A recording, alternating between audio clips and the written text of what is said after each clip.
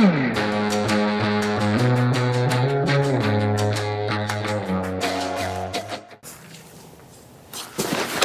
morning. We are out feeding chickens this morning. These are the American Brass, and they're all doing good. They're nice and happy.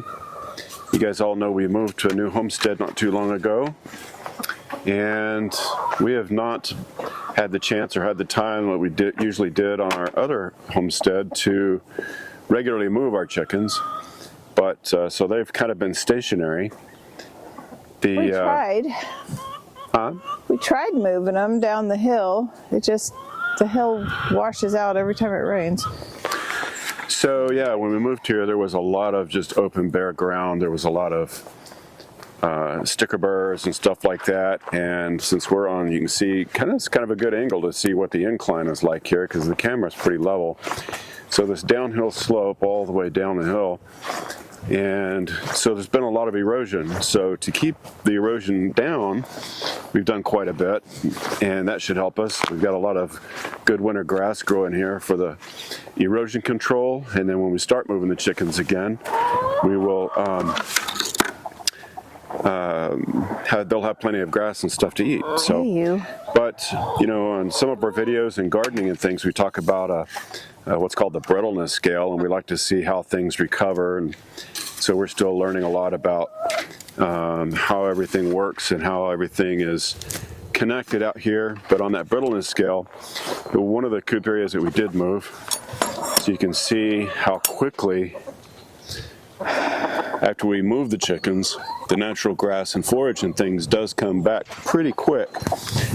So speaking of erosion, this coop has been here for a while, and you can see along the fence net on the downhill side that we have quite a bit of the soil that migrates down towards the fence on the downhill side. But just things we have to adjust to here on the new homestead. And but our chickens are loving the fact that they can dig pits in this sand and take nice dust baths, and so they have definitely been enjoying the sand. Just a few things that are different. We were on that hard black clay where we were before, and it really was unforgiving as far as the ground goes. Just rock hard. Chickens really had a hard time. They couldn't really dig in it too much. But the lovely wife is out here giving them their soaked seeds this morning. Yes. Every one of them. There. Get every seed, every last living one. Last one.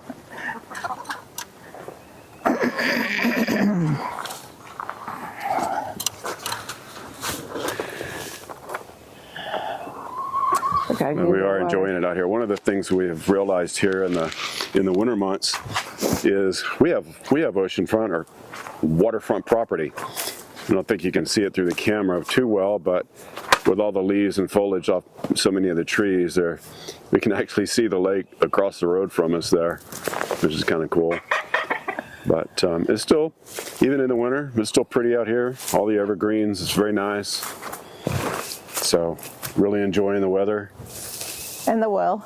And the well down there at the front.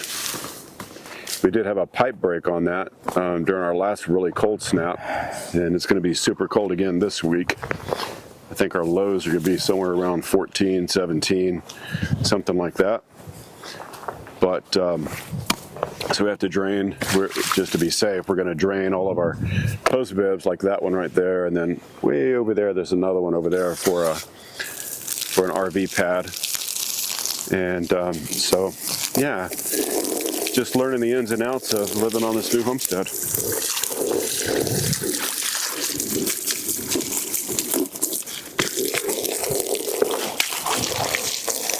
There you go. Is everybody getting a fresh drink? They like things that run instead of chasing the water. Oh yeah, you see all the water runs downhill and the chickens like to chase the water. It's funny. Even though they got a fresh water there. So we have this little metal frame. This is going to end up being another chicken coop, and we just haven't had a chance to put that guy together and finish building it. But it's like an old canopy, shelter kind of thing, and part of another old chicken coop with a metal door and frame. So we need to get that. That's one of our upcoming projects. Get that thing rebuilt. Walking up and down this hill all the time has really helped our energy and our strength, I think. As many times as a day as we have to go up and down, even just a little ways between these two coops. So it is pretty steep out here. I feel the sprinkles. Another thing that we've noticed is all of our solar chargers for these fences, for the solar chicken nets, they don't energize very well, and we've checked everything. We've got everything connected, and everything is correct.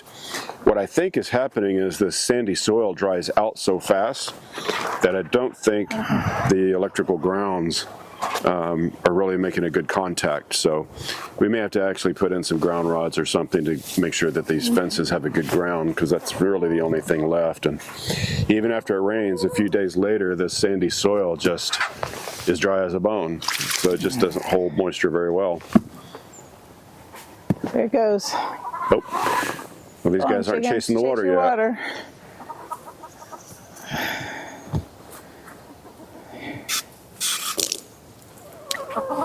Where is it? There's a kink somewhere. So do you have a name for this big rooster? No, he's the leghorn rooster. It's a big leghorn rooster. He's pretty. He's not a lot nicer since I told him who was boss. Yeah, he was trying to come after her for a while, and she stopped him. Doesn't seem to do it anymore. There's the rain. They said we had till noon. A little earlier. Doesn't know that he's not supposed to be here till noon. Well, I'm guessing it's 9:30 or 10 o'clock, and the rain's already here. Hey, chickens. Sorry, I had to get the hose fixed. Okay, here we go. Jump rope. Oops, sorry.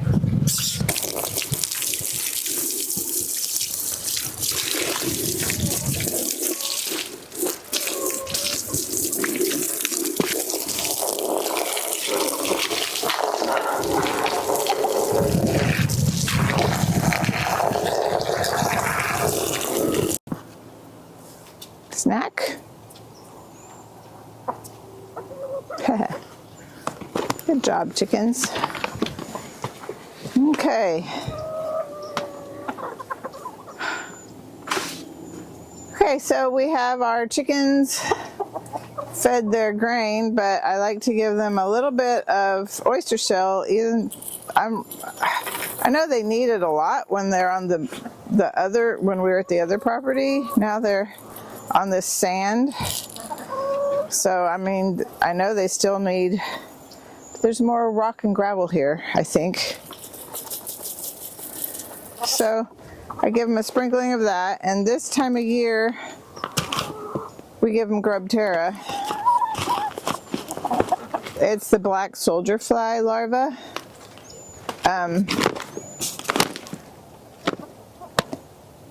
And it's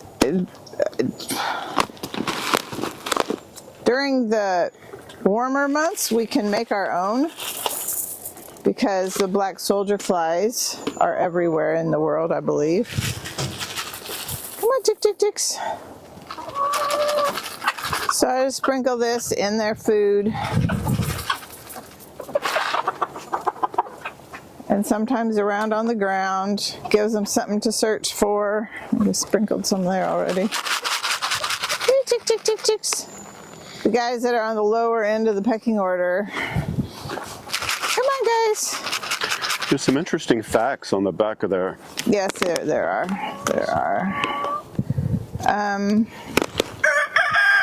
High quality healthy products for your pets. Let's see, where are they? Oh, they produce stronger eggshells that keeps feathers healthy. These GrubTerra are farm raised in the United States, and there's 75% more calcium than mealworms. So did I really need to give them the eggshell? I don't know, but they'll eat everything. So they're great for chickens, reptiles, fish, and birds.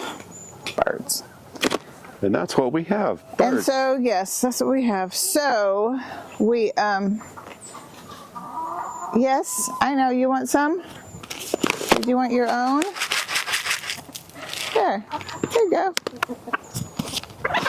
They love it, and you know, they pick the ground. They fly out, they go around into the pasture.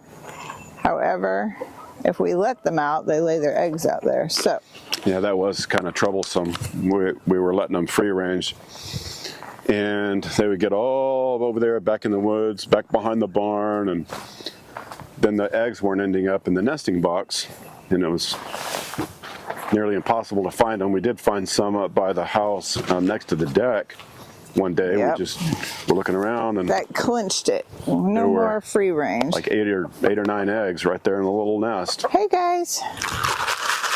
Now some of these chickens are brand new. Now the ones that, these are the breasts, and the ones that have brown on them are stained from the soil here.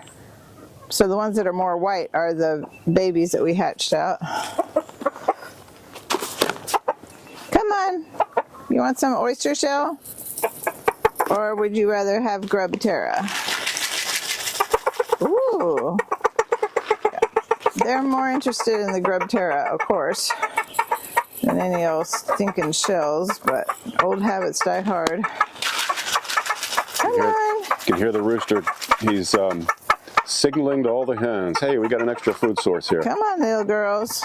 He's a great rooster. Yes, he's a... Go on. They're... Those little ones don't trust me yet. Come on. Come on. Here, chick, chick, chick. And she runs away. They'll find them all. They will.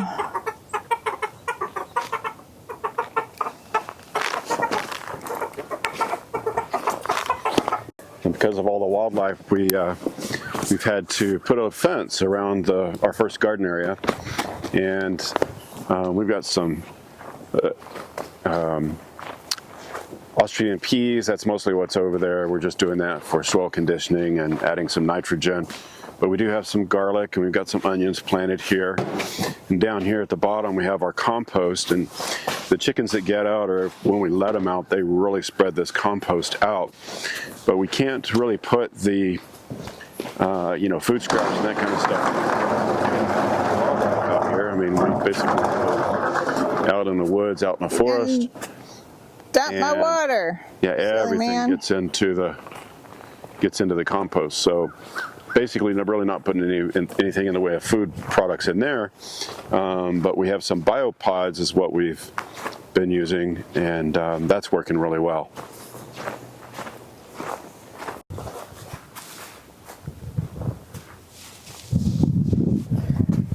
Okie doke.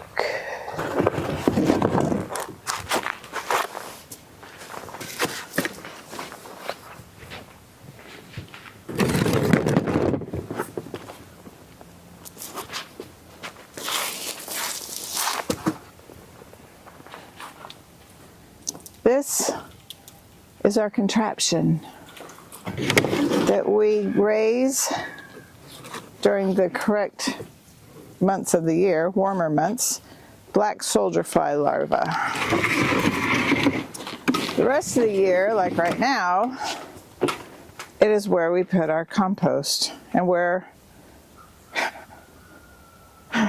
things grow, apparently. Yeah, some old lettuces and things that we didn't want anymore, so they looked awful.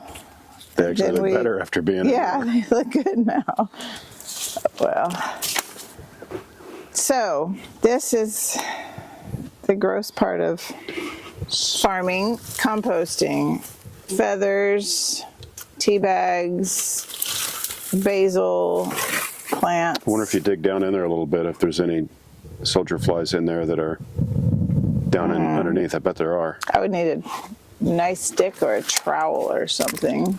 It's working.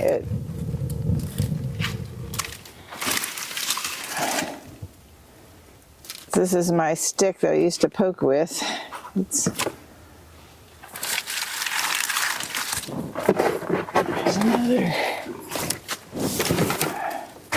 Uh-oh, I see some non-compostables in here. Somebody forgot a tag. Oh, we missed a tag, didn't we? Plant tag. Yep, that's okay. I can get them out. So, what, you see some? I see one. I don't.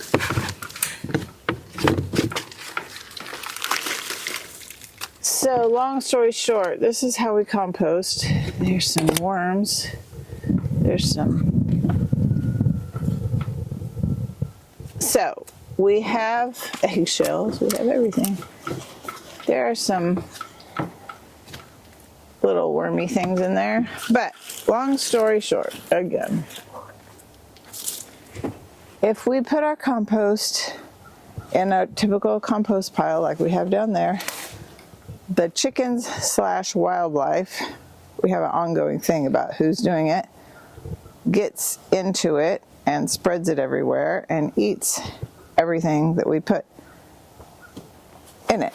So we put it in this. We have this bucket down here, which has got a rock in it. So in the warmer times of the year, when we have the black soldier flies going in, laying their eggs, raising their young,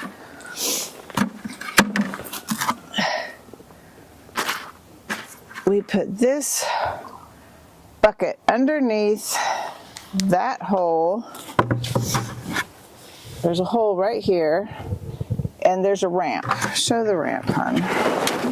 Obviously, we can clean it up. This is real life. So yeah, there's a ramp on both sides, all the way from the bottom to that black hole. soldier fly raises its young. Its larva naturally will migrate up because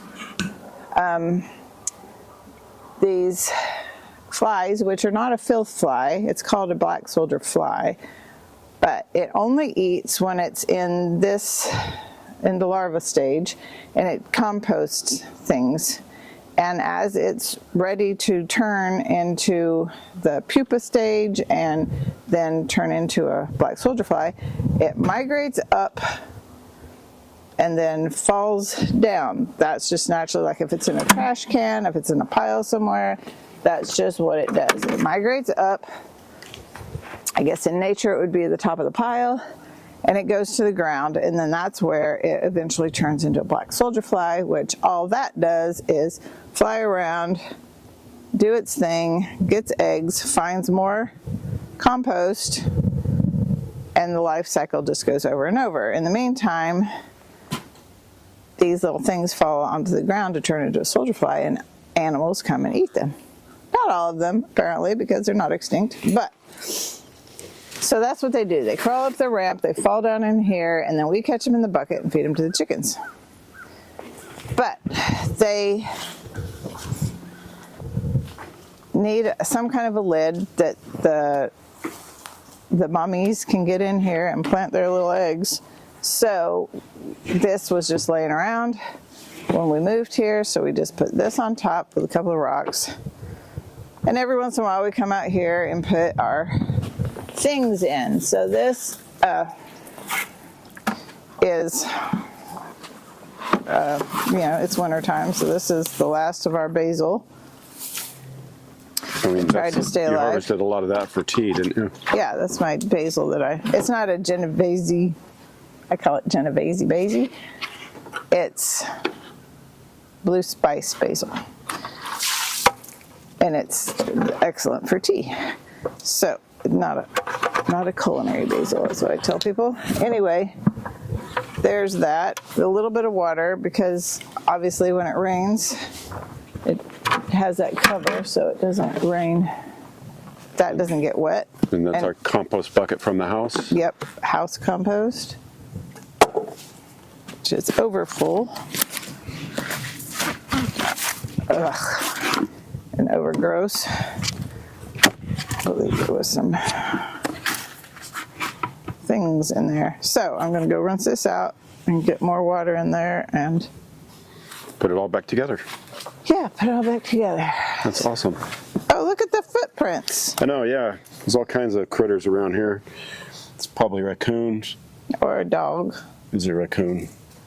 The other day, there was a raccoon, yes. So, the other day I saw some with big claws and the thing, track finder said it was a dog. They're always trying to come and get around this, get into it. But so far, so good, they don't.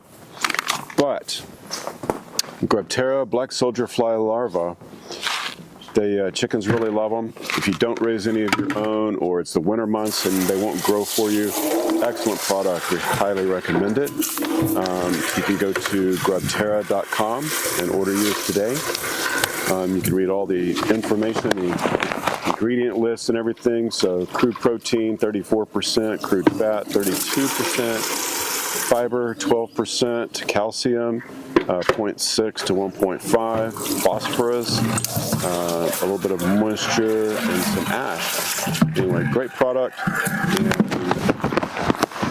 And really, really enjoy using it. I find it's a huge benefit and a great supplement for all of our birds. So, hope you guys have a great day. We'll see you on the next video. Bye-bye. Oh, it isn't done.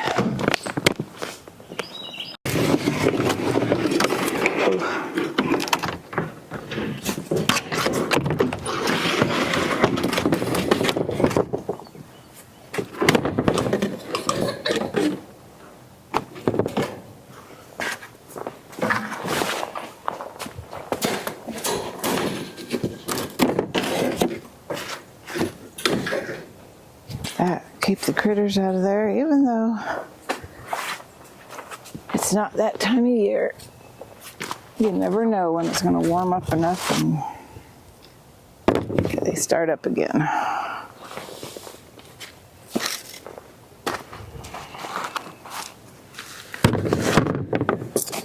In the meantime, we have GrubTerra.